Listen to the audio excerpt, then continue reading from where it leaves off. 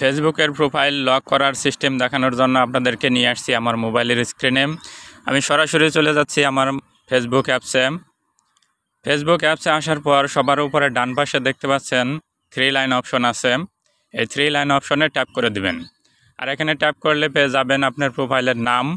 এই নাম অপশনে ট্যাপ করবেন। তারপরে এখানে দেখতে পাচ্ছেন এডিট প্রোফাইল, তার পাশে 3 ডট অপশন।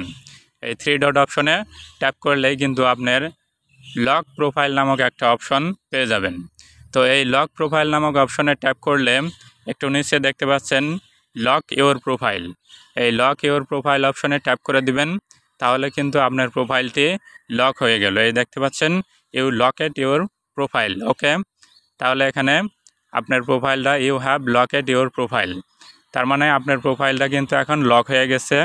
এখন আপনার ফ্রেন্ড ছাড়া অন্য কেউ আপনার প্রোফাইলের ছবি বা ভিডিও এগুলো দেখতে পাবে না।